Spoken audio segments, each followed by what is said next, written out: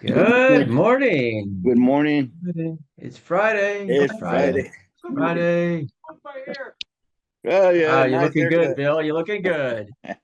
Hey, Here, yeah, Hey, I cleaned Mark. mine to the side for you. Mark, yeah. Mark, we got the rain last I night. can't stay too long, but I just read this paragraph from Tom Lee and I wanted to read it to you. Go ahead. It says, but we noted previously, or Fed Powell noted he's expecting some pickup in core CPI from goods inflation. But as we noted previously, we view this not only temporary, but also arguably not inflation, since it is a tax to the government.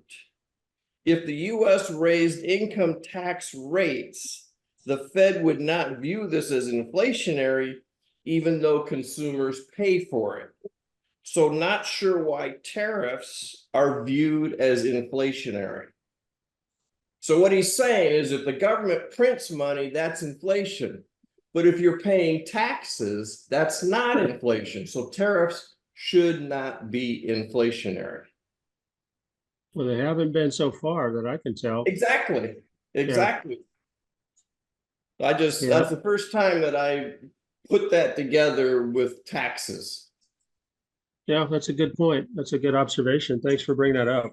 It's definitely, it's interesting today, um, because we're seeing we'll get rolling. And thanks for that, David. So gotta get rolling here.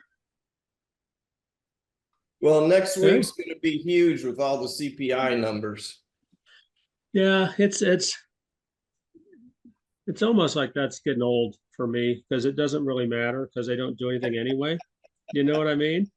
And Yeah, it's I almost do. like the little girl that calls wolf all the time, and I think I think they with what the administration does on a daily basis, just news wise, has kind of wiped out that the need for the Fed news. But we'll see what happens. It's important, but then again, once you dig into their numbers and figure out what they're doing, you see how tainted that some of these numbers can be. And the headline numbers don't actually jive with what the report says, within the detail of the report. So but we'll see.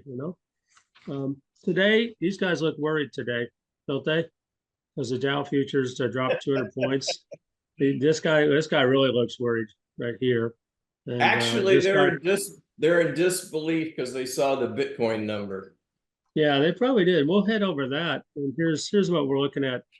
Open. It's S&P to retreat as Trump escalates trade battle.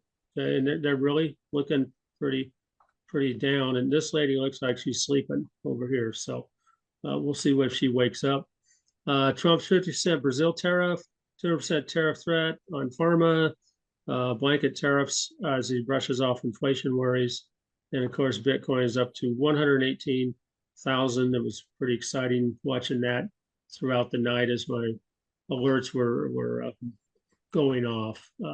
So let's take a look here. And it's Friday. I don't like to open new positions on swing trades on Fridays. I don't like to really keep them open. But when you look at what we have, swing trading watch list, a lot of them in yellow here are off or out. They hit a limit or they hit a resistance level. The gray ones here never really got into because they never really hit to a point where I would buy in. Again, when we put this on, this number is usually uh, the number when it's just put on the chart or on the list. And then I try to find a better entry level. And then we've got some that are still in, and we got Textron is up about 6%, and we talked about uh, uh, Pure Storage up about 2.5 on QRBO, Bonds up about 3%, and then Arista up about 4.89. And we'll go take a look at those charts. And then under the 200, we have a few left. A lot of them stopped out, but we had some good week here. We still have Bath and Body Works, of all things, 19% since we put it on the list, and Invesco is up a little under 11. Cooper 4.65 and Churchill Downs 1.35. Couple losses here, but one stopped out at the 2%, and another, well, two of them at the 2%. This one just a little lower, but you get out, you take your losses at a smaller rate, and then you move on, and you gain on these others where you're up 19, 13, 6, 18. These pick up wherever you have losses, and you have more gains than losses, especially in weeks like today or this week, which has been a pretty good week. We'll take a look at some charts real quick, and let me get this up here. Okay. All right, SPY, again, we're about 5 days in on just this week, just really hitting resistance. We're going to open up just a tad lower, right above the 9.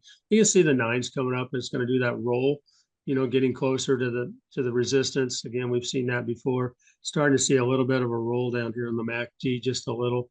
And we'll see. The Dow, same kind of thing. We have resistance right up here. We've touched it. We're going to open up just a little bit above the 9 again. Again, coming up 4 or 5 days in a row. It's kind of been sideways. And that reflects within the Dow and the Mag 7s. Here's the Qs, looks the same, as the S&P, because of the weights of the top 10 in each of these. Again, we're above the 9, but we've got some resistance here. We got to get past that if we're going to continue to move up. Of course, the big dog in the house has been finally Bitcoin. Okay, we've been watching Bitcoin. I'll go back 6 months. And we've had these kind of zones where we've been in, with support and resistance. And we've been in this one for a while, with support down here at about 105.5. And then we are up at highs about 112. And we've touched it a few times.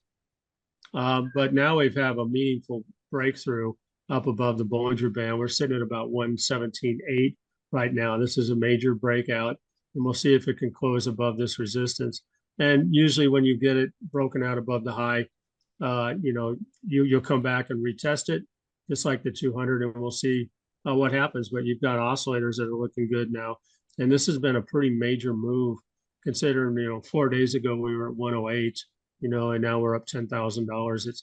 It's consolidated, it compressed within this range here, and it just has started to take off. And so, again, with markets being down today, starting out, you still see Bitcoin up. And so maybe we're seeing a bit of a decoupling of Bitcoin from not only the stock market and equities, but maybe even technology. But, it's too early to tell right now. But I was talking to Trent before we started, and even when the Liberation Day came and markets went down, Bitcoin pretty much just stayed in a sideways pattern during Liberation Day. So we'll see what happens, but it does affect everything else. MicroStrategy, we're seeing a lot of institutions buying into the ETFs yesterday. And in fact, it was the biggest day of inflows yesterday to the ETFs, Bitcoin ETFs. $1.18 billion went in, and that triggered a short squeeze within the market, which is another reason you're seeing the price go up as quickly as possible. And again, MicroStrategy's moved up right up to resistance here. If we look at IBIT, which is the ETF, it's had a nice run, consolidated just like Bitcoin. And here we go on IBIT. And again, no resistance level other than some sell orders at 65.76. We closed at 64.50. And we're going to open up. Actually, we're going to open up at 65.76. That's where it's scheduled to open. Of course, it's affected everyone else too. CEP. This is Jack Mahler's new company, 21, that they're starting. So you can see that's had a little bit of a downturn. It's kind of a SPAC at this point, but it's starting to roll up. You're starting to see money flowing into that. You've got Riot. This is a mining company. Again, with Bitcoin going up, a little bit of resistance of that. Mara, another Bitcoin company. It's above the 200 now and riding the upper Bollinger Band up. Uh, just here's your Irene, with Bitcoin and power. It's come up. It's hit some resistance, just that sell order resistance level up here, but nice run up, with the Bitcoin. Coinbase, another one. It's tied into not only stablecoin but Bitcoin. And you see that's ridden up on the 9. That was really nice because it just kept getting support. That's really strong. And then as Bitcoin took off yesterday, you see Coinbase, and I don't know where it's going to open, but I assume it's going to open higher today. And then Wolf. Some of you guys watch Wolf. I know we've had requests on Wolf. Wolf's got above the 10. This is a Bitcoin strategy company, a treasury company, a little one. It's at 513 at close, and you got some sell orders at 552. But again, you'll look at some of these to gain strength with Bitcoin, and some of the MicroStrategy products out there that they're using to convert their stock, or to convert preferred shares into money, which they buy Bitcoins. I haven't talked about them, but a lot of the debt market buys these, and you can see what's happened since they've come out. This is MicroStrategy preferred shares. You can see they've really taken off too. I mean, back here they were at $84, and now we're up at resistance, at 125. They have 3 different products. Stride is another one that just came out. This is a preferred stock. They pay up to 8 to 10% guaranteed. So a lot of the debt market likes these. Did you say something, Trent? I heard someone talk. Yeah. Go ahead. So those are out there. So we're going to see a big move today, in that, and so I'll be keeping an eye on it. As you know, I'm into Bitcoin. I mean, a lot of these companies have been for a long time. So it's a good day for me. But again, it's very volatile, and we can see it go down as fast as it goes up, and I've lived through that too. But again, it's out there. NVIDIA, we're looking at NVIDIA right up against resistance again. Nice run up on NVIDIA above the 200, hitting resistance a couple days here. And that just came on. We didn't really have resistance yesterday, if I remember right. Meta, same thing coming up. It just looks like the S&P and the Qs. It's come up, kind of gone sideways. Got the 9 kind of rolling over here. We'll see if that causes price action to pop down. We're seeing the MACDs cross over negatively. It's usually an indication. Microsoft, same thing on Microsoft. Google's above the 200. Again, we've watched this pattern. It's trying to get up and down. Now it's sideways still. It's going to open up right at the 9 again, but you got sideways moving Bollinger Bands right between where you have support and sell orders on Google. Apple again is kind of in a sideways band, going right along where we're going to open a little bit lower, right above the 9. Oscillators still don't look too bad, but we have this sideways pattern, but we're well within the Bollinger Bands. We're above the 9.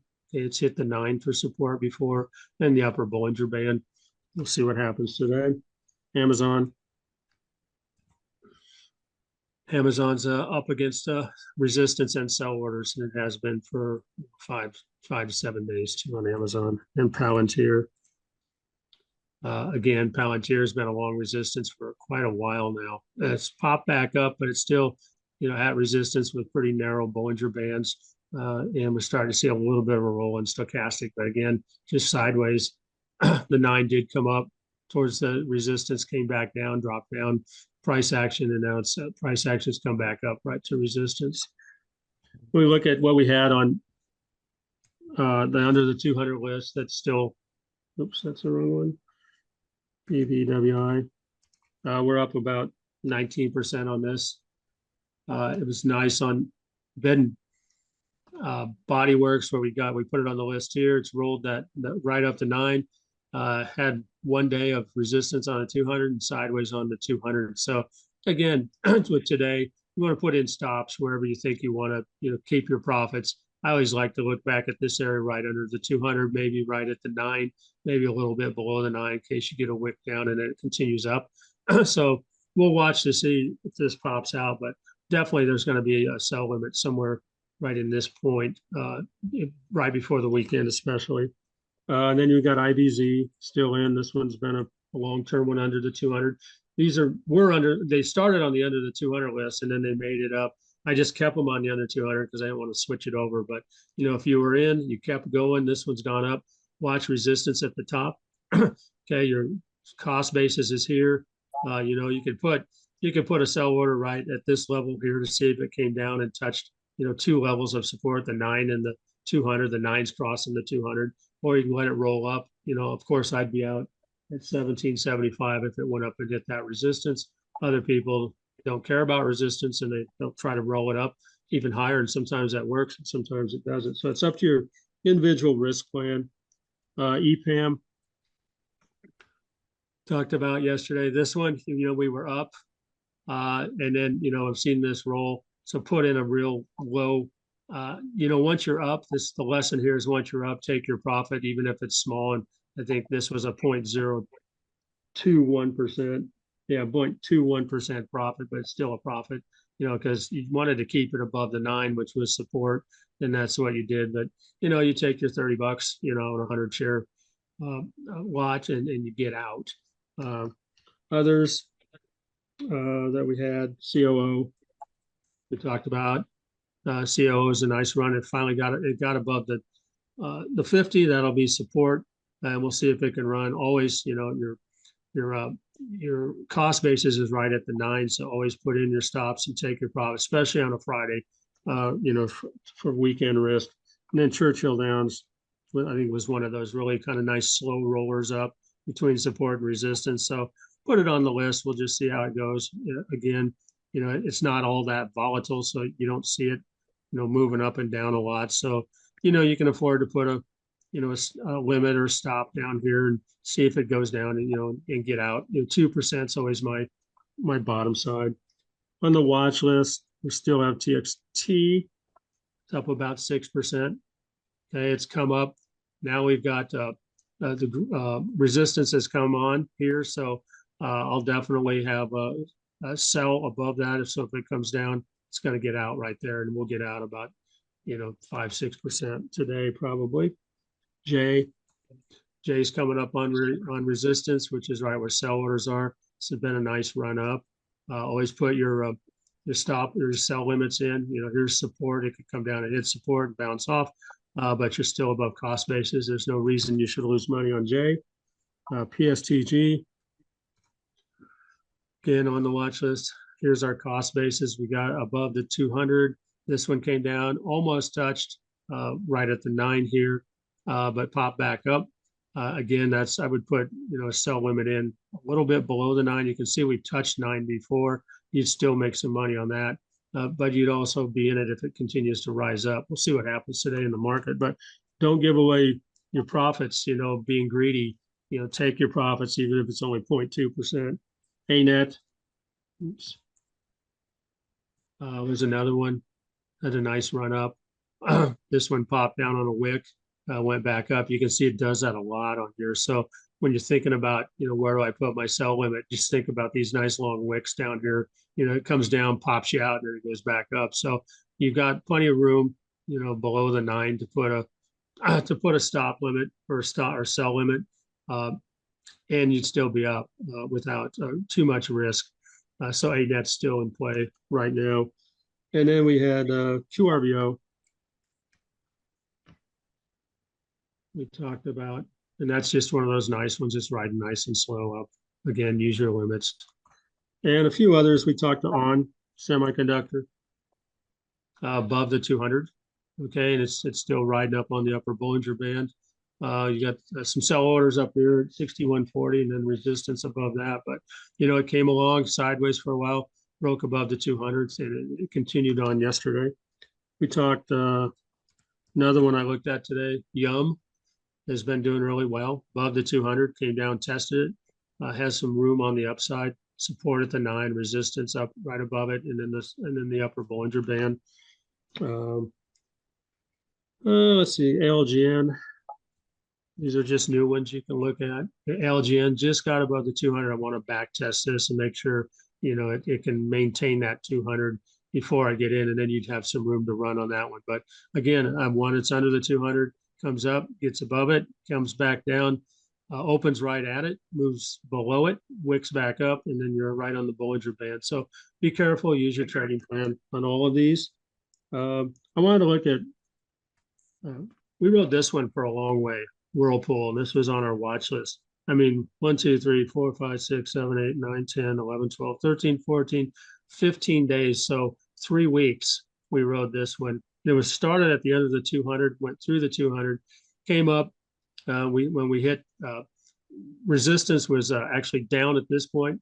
We just saw it move up. So it just recalculated and got out at that point. And you can see we've hit it several times. This is where the stop orders are right now. Resistant line just moved up, but it got us out at the right time. It can still continue to run, went sideways back in here, but with a 30% gain, why waste it on that? So just wanted to kind of return to that one.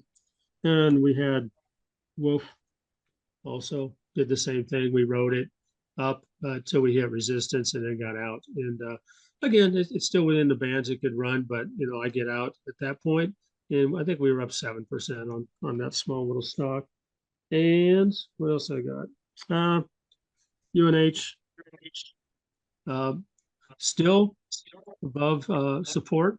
Okay, even with it going down, it's just sideways, and we'll see what happens. We've seen a little bit of the downturn on the stochastics, and then BRKB.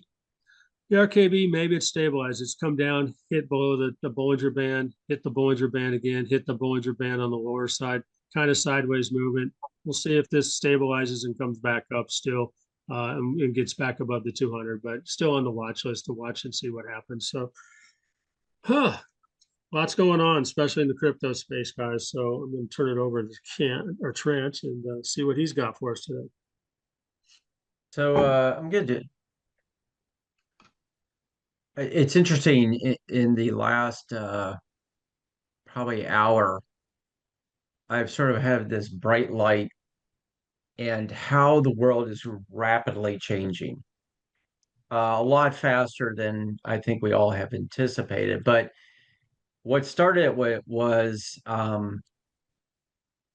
this company here, and that's my trash company. 2 years ago, or excuse me, no, back up. 3 months ago, my trash company, Waste Management, would show up at my front door on Tuesday and Friday, and there would be anywhere between 3 people on that truck. Okay, a driver and 2 guys who empty the trash. They whip through my neighborhood a whole bit and empty the trash every Tuesday and Friday. Today, I ran out this morning before the call to run my trash can out, and I have to put it on a new side on the opposite side of the road of my house. And today, as Mark and I logged in, I'm watching my trash truck pull up with this truck. Has a robotic arm that picks up the trash. He never gets out, and there's no one else on the truck. So Waste Management eliminated 2 jobs through simple robotics and a alteration in my behavior on where I put my trash out. Okay. What does that mean for Waste Management? 70% of their revenue comes from people like me who put trash out twice a day, right? When we think of AI and we think of technology and robotics, we think of Microsoft, Google, Amazon, OpenAI, all those companies. But rarely do we think about our trash company. And what I'm seeing and thinking is this revolution in AI and technology and robotics is hitting the acceleration button right now. Peter Lynch, some of you may know who he is, but he used to run the Fidelity Magellan Fund. And he was one of the first books I read about in investing. And he would every Saturday go to the mall with his kids. And instead of following his kids throughout in and out of the stores within the mall, if you remember malls, They used to be enclosed, and you would go into an enclosed area, and you could sit as a parent and watch your kids go throughout all the stores. Well, he would sit there and he would watch the behavior of all these people going in and out of stores. And he kept an eye on young people. And that's why he bought the Gap. And that's why he bought early on retailers. And that's why he did so well. And that was part of his research. Well, today I experienced and came to mind of a Peter Lynch moment. My trash company has eliminated probably, let's just round it up to about $50,000 per employee, including salaries, insurance, 401k, and whatever else, liability insurance, out of their budget by eliminating two people off a truck and putting on one person. Waste management is WM. Then earlier this morning when I woke up, I saw this headline. Goldman Sachs is piloting its first autonomous coder in major AI milestone for Wall Street. There are 12,000 human developers at Goldman Sachs. These guys program the hedge fund, the algorithms, they program all the different systems within Goldman Sachs. And this company, I can't, somebody help me pronounce it, but Cognitions claimed a year ago that they had built the first AI software engineer. And Goldman Sachs, a year ago, started a project called Devon. And now Devon is now the biggest threat to 12,000 human developers at Goldman Sachs. Say it again. I think that was just back noise. Okay. Those 12, I mentioned this to Margaret just before we jumped on. Those 12,000 people are probably helping develop Devon. And eventually, those 12,000 people will be handled a severance and a walking papers to leave. What does this do to the profitability of Goldman Sachs? What's a software engineer cost? AI software engineer cost at Goldman Sachs? Probably close to $300,000 to $400,000 a year, times 12,000. That is a crap load of money that can be saved. What I'm looking at, and more I'm taking into account, and I'm seeing this more and more, and you guys are probably seeing the same thing, and that is AI technology is starting to replace what we as human beings used to do. We are seeing a heavy pivot, and I would encourage you to start looking at companies that aren't always on the radar. And those companies like Waste Management, those companies, and I'll show you a chart of Waste Management. Those companies that do regular things every day, things that we just take for granted. This is Waste Management on a daily chart going back to June of 22. Mark and I talk about the 200-day moving average. Okay. This is where it's playing right now. It is coming down to its 200-day moving average. My intermediate trend line, it is below it. So that would be a cautionary element for me. But when I think about where this company will be profitability wise in the next 12 months, this could be humongous. Now, this new truck they've introduced came into play last year around this time. They saw more and more of, they started changing their whole mix up. So it's taken a year for them to get to my area, which is a small rural area. What does this look like in 12 months for their profitability? Is this an opportunity for a long-term or intermediate play? Now, chances are they pay a dividend, so it's not a bad little gig, possibly. I don't know exactly if they do or not, but if they do, it's a slow moving, yeah, they pay 1.40%. This is a slow moving stable position that you could build a part of your core portfolio about. But my overall point is start looking beyond the typical,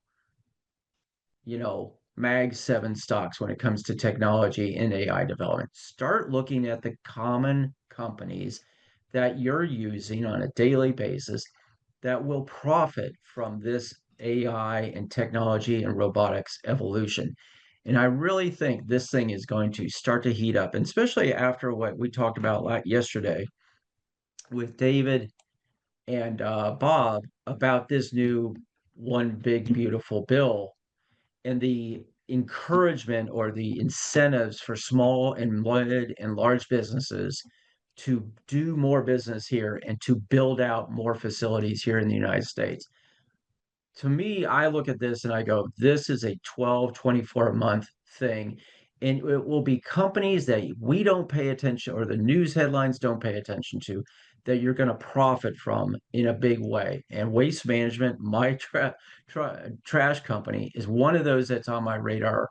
They come out with earnings at the end of this month. So it'll be interesting to start seeing their commentary and that kind of thing. So that's my opinion piece today.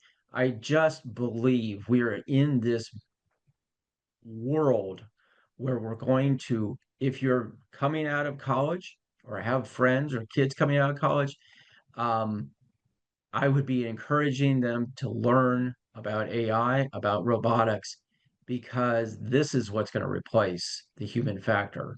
And if you don't know AI, you're going to be replaced. But if you do, you got a fighting chance. And look for companies that are just off the radar, but are adopting AI and robotics into their businesses because you're going to see profitability go up in the long run. So there's Nice. my Wall Street editorial.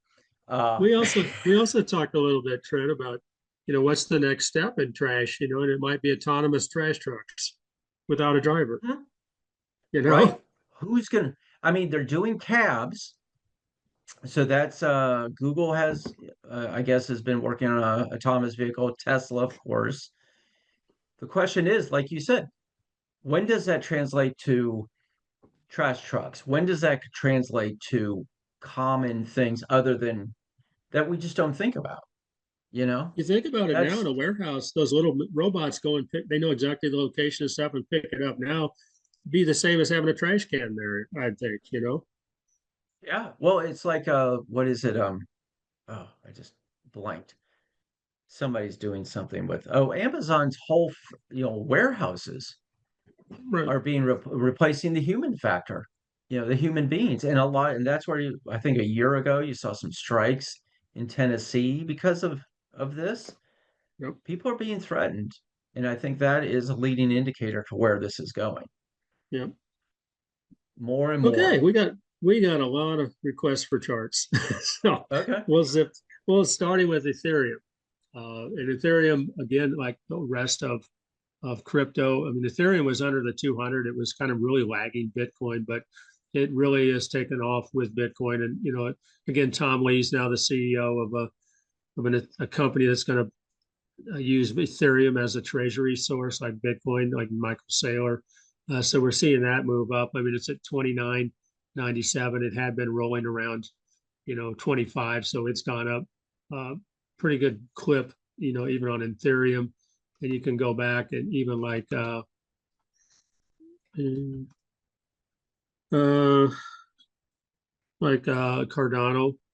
even Cardano, with this little Cardano has done the same thing. So you're seeing a lot of this in crypto. Cardano is actually up above the 200 today. It popped above it, and all of this is, it's the way crypto is. Money flows and it moves it. So if you happen to be in it at the right time, it's a good time to be in it. So what else we got? Oh, SoFi. So when we want to look at SoFi, this one's taken off. And I don't know if this has to do with stable coins and crypto. If anyone has any comments on that, but I look at this, and man, this is one I don't really follow that much. I'm going to put it on my list, but I would have loved to, according to my trading plan, this would have been the buy area right here. One candle up above, you're above the 20, above the 9. and then you had a crossover on the oscillators, and that would have been a nice run because that would have been about 1367, and you'd run it all the way up to 2097. So quite a bit, $7 on that, but it's nice. You got some stops right above it. You don't have resistance, and I don't know if this has to do. Does anyone know if it has Hey, to do with Mark. this? What? Hey, Mark, if you go back to, say, go to a 3 or 5 year chart, further back, you can see it has been here before. Yep. Yeah. So the barrier, not to say that it's not going to, the barrier is back in 21, 20, yeah, basically 21 to the year of 2021. If it can Yeah. break through that, and isn't SoFi a fintech financial company? I believe so. Yeah. So the Anyone whole else could adoption of jump in stable here if you. coin and all that could Yeah, be that's what I big. was thinking. So it might be riding that whole uh, trip up too, But Yeah. nice. That would have been a nice. I would have loved to have seen that and popped that in right there. That would have Hmm. been awesome. I don't like to chase it. It's because it's like shooting an arrow up. How high can the arrow go before gravity hits it and returns to its mean? But right now, it's proven me wrong. But you do have some sell orders, right? At 21. Yeah. 13. That's kind of hit it twice. So just be careful on that. So anyway, nice one, guys. What else? Oh, silver. Someone's talking about silver. Silver had a nice run. It's having trouble on this resistance level about where are we at? 33, 75. Let's see if it moves on the long term. Nope. Short term. Nope. So it's got some pretty good resistance there. It's going to have to pop past that on silver for me on a technical trade. Now, you know, if you're using it as a store of value or however longer term, you wouldn't be using this chart to judge it. I'm just doing it on a swing trade. Misty, a lot of crypto stocks. This is a call option strategy from YieldMax. It gives a pretty good dividend. Okay, like I actually own this. $1.23 was the last. It's a monthly payer. $1.47. I mean, so you can have a pretty good dividend. Here's a 237. The issue you want to watch is NAV, net asset value degradation. So if you would have got in back at this point, uh, you would have lost just principal money, even though you're getting paid dividends. See, we've talked about this before. So if I lose so much on principal, do I make it back up in dividends? Like here, they paid 308, then they paid 227, 202. Then we got down into this sideways bar. It looks like it's kind of found its peace down here. If it can keep going down here, 123, that's a good dividend. 147, we're looking at a stock, equity at 2165. Okay. So again, it depends on where you get in these at as to what your results are going to be as far as growth of principal and your dividend income. But definitely these things are popular now, and there's a couple more I think that someone has brought up. I'll get to those in a sec. Oh yeah, PITX, another Bitcoin one you guys are looking at. Oops, hold on, sorry. This is a 2x Bitcoin strategy, so it's leveraged to the 2x side. So it's going to do good going up, and it's going to do twice as bad going down. So right now, you're seeing it pop up. A couple days ago we're at 54, and then it closed yesterday at almost 59.59. But again, watch for resistance. But I think you're going to see that go up. Bitcoin keeps rolling, but you're above the 200. But again, a 2x strategy. These are meant to be kind of an intraday, no more than a couple day kind of strategy for sure. Go read the prospectus before you get into these kind of things so you understand the risk. But you can make some money on them, but you got to watch them a little closer. Beto, this one I believe does futures in Bitcoin. Again, this gives out dividends. I actually own this one too. I have an income strategy fund account where all it has is stocks or equities like these that produce income for me. Okay, so It's just separate account. I don't trade it. I just let income roll in, and you can either reinvest these and compound the amount that you get. So at this point, you got a distribution of 77 cents. You can reinvest that into your portfolio and buy more automatically, or you can just take the cash if you need it. This is 99 cents. So, I mean, it's another income strategy. Again, I have a separate account. I do income, and it just provides me income, and I don't really worry too much about it, other than some of the net asset values going down. HUT. Now we're getting into some mining stocks again. So HUT, nice above the 200. Okay, nice swing here for sure, above the 9, the 20, the 50. Got a nice oscillators here. Got a little sellers right here at 23.13, and then resistance way up at 27. So this is one that came down, gave you a little opportunity here and here to get in, not on the upper Bollinger Band. And I would imagine HUT's going to run today too with Bitcoin. Hive, another one you guys are looking at. You guys got a lot of good ones in here. Hive has come up with Bitcoin sideways. We've seen this come back up, get outside the Bollinger Band, pull back in, and then start rolling up again. So I would imagine you're looking at good oscillators that we're going to see Hive roll up again today, just because of what we're seeing in the Bitcoin price. BT, Bit Digital. I'm not too familiar with this one. This one has come up, hit some resistance, got to the sell orders, wicked up above it, came back down.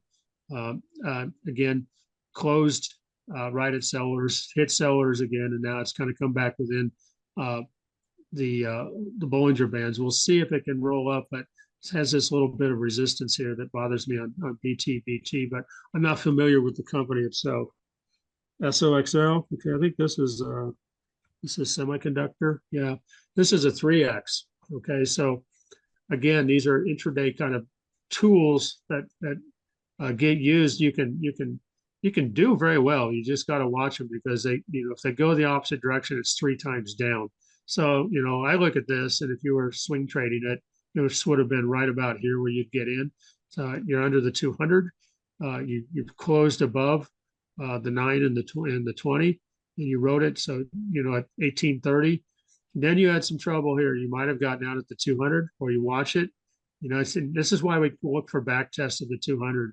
And it got under a little bit, came back up, and then started rolling again. So, but again, it can go up 3 times. It can go down 3 times. So be knowledgeable about what you're in. As Coney, this is another one of those covered call income strategies from YieldMax. This follows Coinbase. You can see with what's happened, it's come back up above the 9 here. You've got oscillators moving up. Sell orders here. This would be under the 200, but a potential swing trade right here. You can see what happened when it got above the 9 here.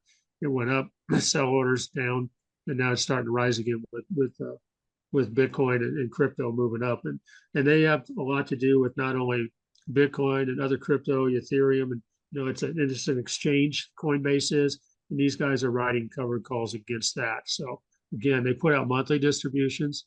This one was 53 cents, and this one was 73 cents. So it varies, but these are good income runners as long as you don't depreciate your NAV.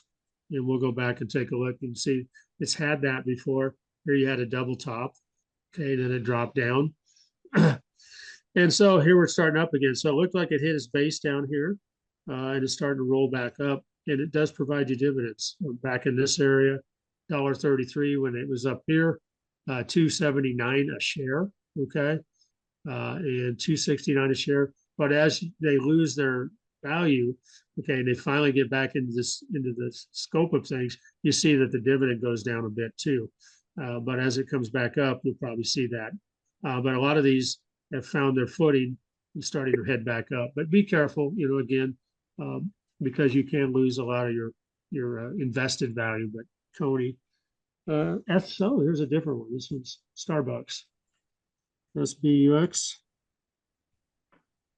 Okay, Starbucks has come up, and they have the 200 right next to the resistance level, and you can see what happens. We've hit the 200 resistance. This one actually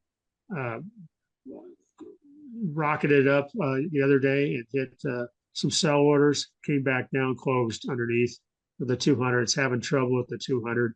And here again, yesterday it had trouble with the 200. Also, kind of flat on the oscillators, but you got resistance and that Bollinger Band there. So again, the nicer time to have entered would have been back here, especially when it got above the 50, and kind of ride that up and then hop out when it hits resistance or the 200. We've had trouble at the 200. Just looking back, a little ways. We can crank this back a little. Let's go Hey, back. Mark, if you go to Yeah. a 5-year chart, weekly chart on this stock just doesn't move. I mean, you can catch swings in it when you're looking at it. It's moving, it just stayed within a channel.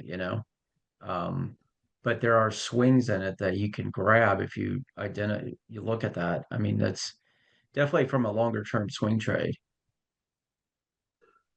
This is a weekly chart here. Yeah, Yeah. But I mean, but it had, and again, if you're looking at, on this chart for a longer term, I look at the 50-week moving average, if it can get over that.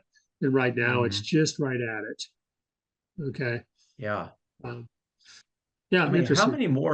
how many more stores do they have to open, and how much more coffee do you and I need to drink to get them to go And over, say, $130 a share? A I shit ton. know, I Ain't know, gonna happen. But if I you know. could swing I don't trade go it, there anyway because I only drink just like coffee, and I go in there and I'm like, I don't need a mocha ducka boca raton. yeah. And So I don't Emma, like. Emma said to me, if you're buying a venti, just buy a small. It's just a whiter cup, and it's almost equal to the volume. And I was like, you're kidding me. And she's like, yeah, that's how they make money. I was like, I man, don't even know coming what from a that is. 22-year-old college student, it's the ventis are I the don't big know. ones. $8 for a Grandes are coffee is medium. way $8 for a coffee is way too much for me. So I could use it to invest Just in buy the something. small. Yeah, Just buy the small. I don't even go to them. I make my own coffee here and drink it daily. Uh, SITM, somebody asked for. SciTime, not familiar with this.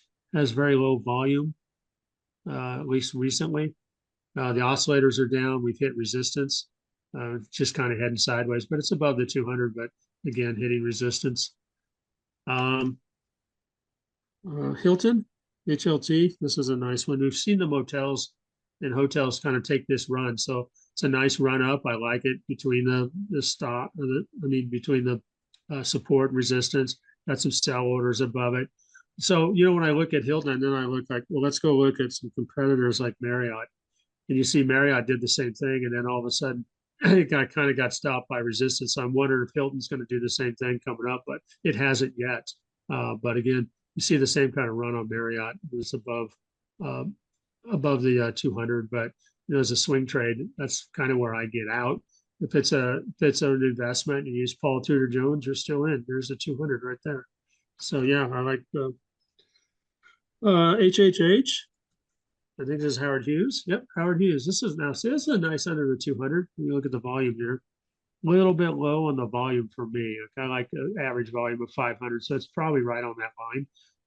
But a nice run. You got above the 9 here, and then you played the 50, and it waited 4 days, and then jumped up, and then it jumped up again to the upper Bollinger Band. So these are the kind of ones we kind of like to watch for. Again, I don't like buying in the Bollinger Band, but if you could get a better price, to get in, and you believe it meets your criteria of your trading plan. And what I really like is, the trend. If you go back, I always like to come in and kind of give it from the bottom to kind of give you a clue of, what the channel is. And you can see the channel right there. Get this out of the way. And it just kind of runs between the channel. So, you kind of want to get in. This can help you on pricing. If you go and you just say, okay, where would the channel be on this one? Well, maybe this is where you try to get in at right at this point here, or a little higher if you want to ride this up. You can definitely, you don't want to get in at the top of the channel. You want to get at the bottom of the channel on this one. Okay, I think that's all I wrote down that I saw. Trent. Anything else? Okay, no, 9 new Uh, ones. So there's a question about creating a put straddle in option put straddle in place in with the chance of a stock market crash in the next couple of years. And I think, hedging your position, your portfolio can be done in a handful of ways. One, trailing stops. We've talked a lot about that. Option strategies like this gentleman is talking about can be that as a way of doing it also. Professional money managers do this, more on the institutional hedge fund side. They're hedging their books. You see that within the market maker world as well. And I think it's part of that risk management thing. Take into account that when you're hedging, especially with derivatives, that you're getting that leverage factor so you don't have to have that much exposure, but also adjusting those hedges as markets change is very important. So it's a full-time, it's a not full-time, but full-time management of the overall portfolio.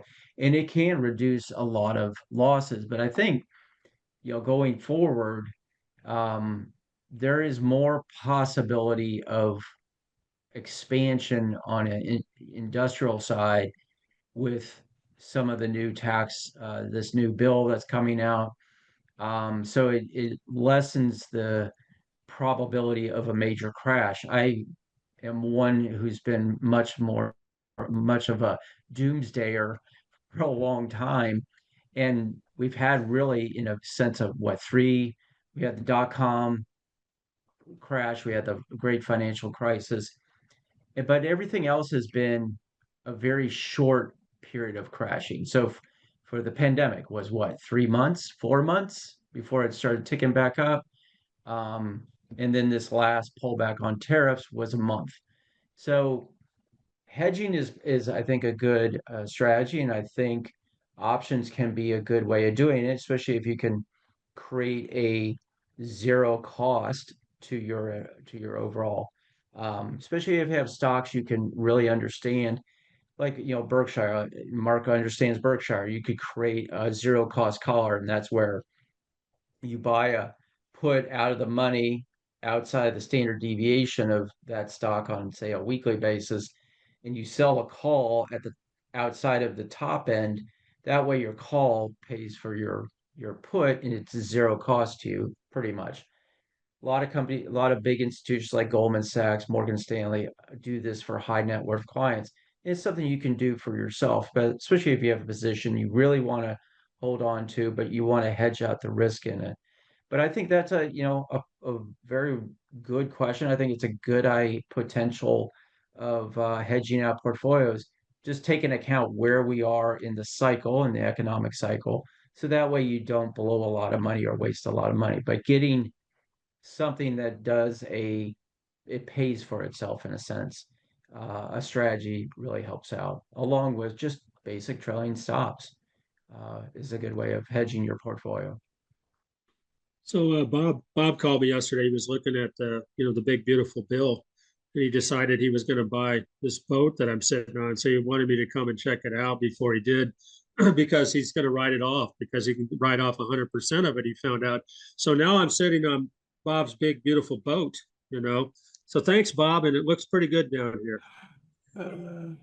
I was thinking of you, Mark, not myself. Yeah, well, yeah, I think it works out. So when you get done there, fly on down and let's go take it out for a spin. Well, the way Bitcoin's running, you're going to be buying that boat, and we're all going to be joining you on your boat. I hope that's true. What do you got for us today, Bob? Anything? Unfortunately not. I just dropped off my Corvette at the dealer for service, and I came in, so I'm a little bit behind the 8 ball today. Oh, What year Corvette? 2016. Okay, nice. Only got 7,500 miles on it. I don't drive it that often.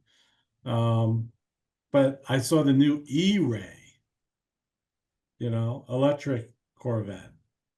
Oh Really yeah. fascinating. It's like 800 horsepower, some crazy number. But They're for sale. You can get them if you want them. Everything's for So when sale. you gonna buy one? No, no, Put it next to your Tesla? no. I have my Corvette. I'm happy enough. Okay. You're generally happy. Now you got a boat. This is awesome up here. I know. I mean, Yeah, I mean, look at thanks. his shirt. His nothing shirt like is not doomsday black. it's I not. know. It's not. Nothing like a virtual boat.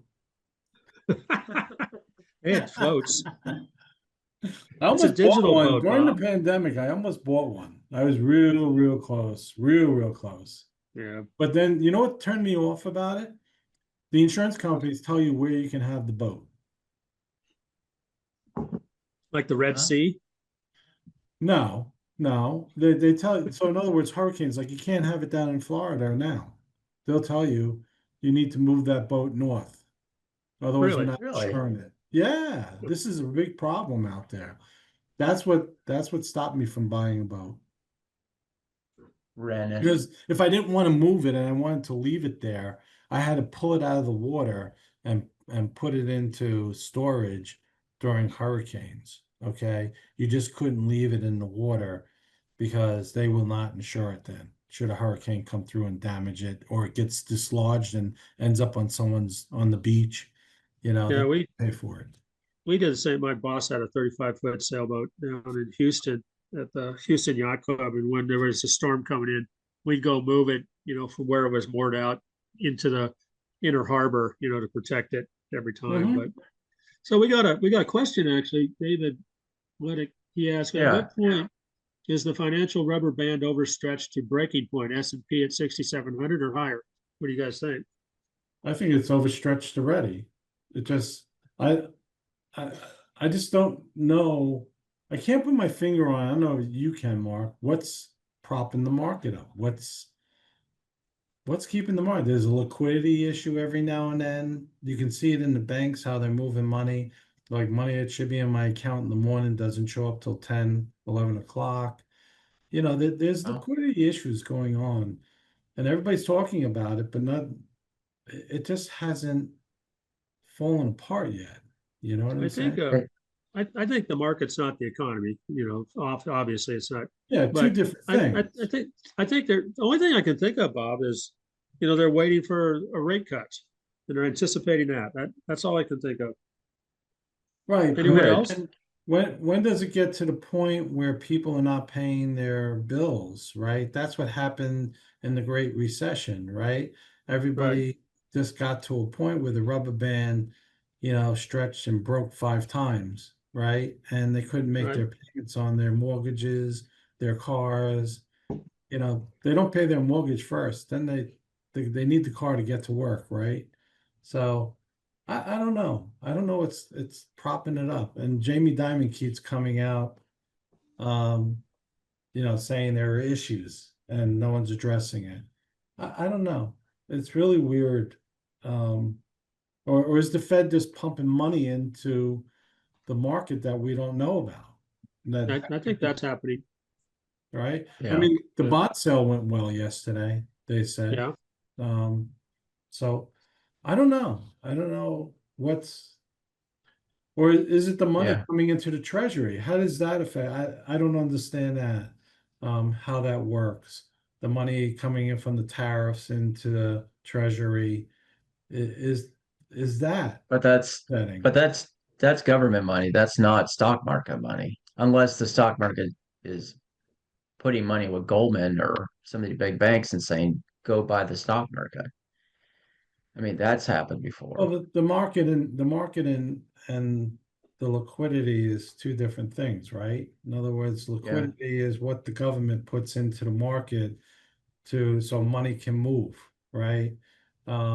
When banks are overstretched, they go to the window to borrow money. I don't know if that's happening.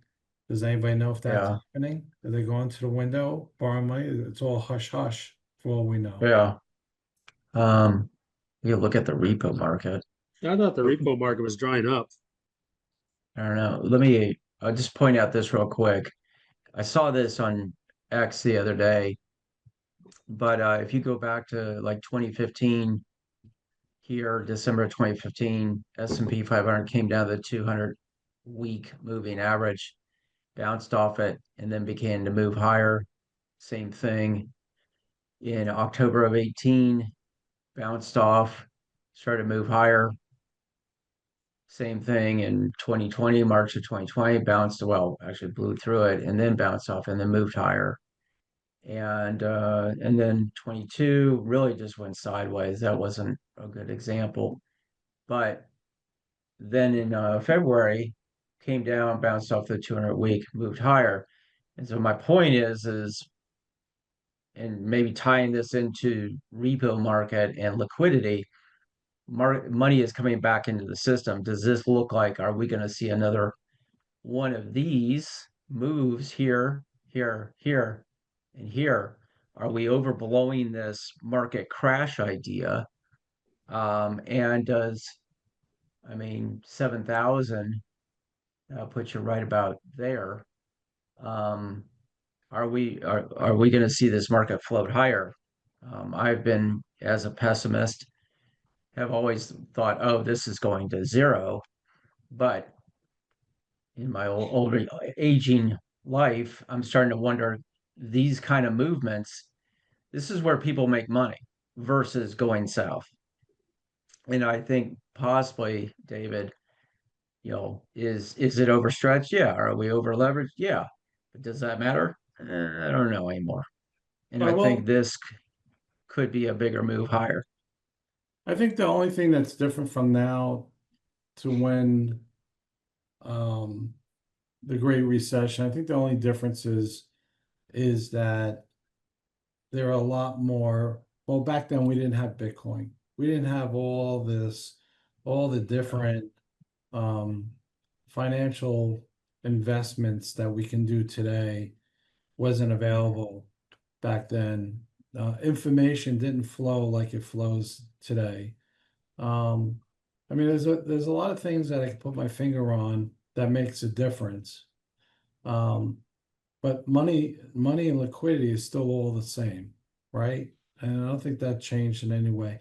Yeah, they made money back then. Money wasn't available as fast as it's available today.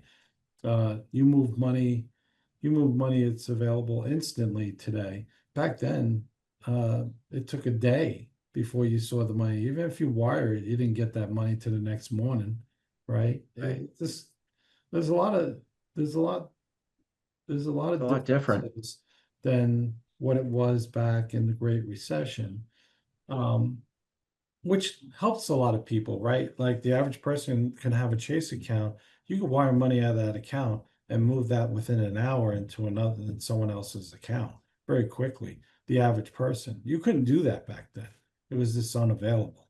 But yeah, there were so many differences from back then versus today.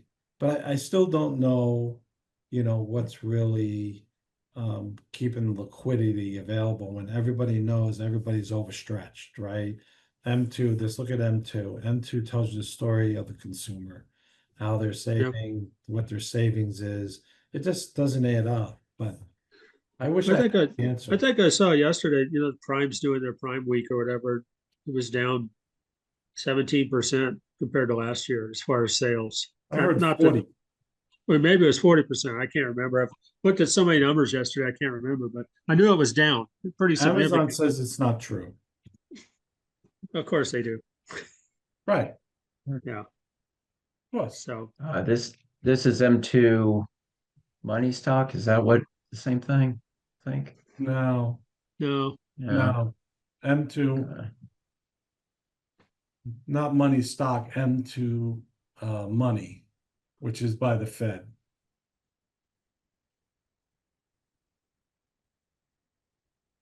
There you go. There it is. That don't look right. This is a representation of checking accounts, savings accounts, money market accounts. Correct me if I'm wrong. What line is what? CDs. Huh? What line is what? Oh, sorry. Blue is what? White is what? Yellow is what? There you go. But that's over what period of time is that, Trent? Goes back to 2003, That's 2003. monthly. Yeah, it's the only way it shows it. Uh, So that is May 1st, 2025. And I That's think part of April. this, why there's a Bitcoin pump is because of the money supply is expanded so drastically. and that's You know, another it- thing, Mark. Money's leaving the normal channels, right, into Bitcoin. Yeah, because it's deflationary or deflationary is Bitcoin because it's limited to 21 million. You can't go any further. So that's it.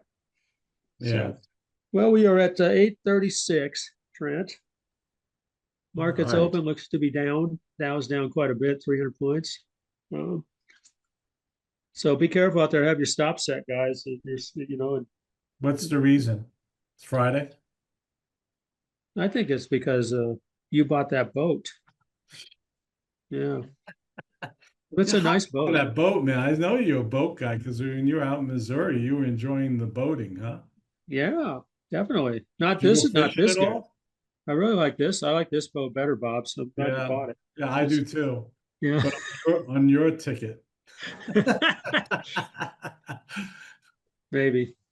All right. No, We'll wrap it up there. I was always told about a boat. Don't buy a boat. Know somebody that owns a That's boat. right. Have Yeah. friends I with think a that I think it's the 3 F's. We'll just leave the third F off. Yeah, That's exactly. that I think there's a couple pieces of advice my dad has given me. That's one of them. Yeah. Don't buy, just Don't rent ever it. buy it. It's a big Yeah. money Yeah. pit. So thanks Just for the rent 'em. comments, all you guys. I see Spruck. He says, love the AM format, posted a few worthwhile links over in Bitcoin. Thank you for doing that. Thanks for all your comments, guys, and discussion today. Enjoy your weekend. Kerry and Trent will be there at 3 o'clock. It's for Yep. your talking pleasure. And have a good weekend, everyone. Sounds good. Y'all take care. Have a good Have one. a good weekend, See you at everyone. 3. Take care. If not, Monday, we'll see you in the morning. Yep. See you Live later. loud. See you.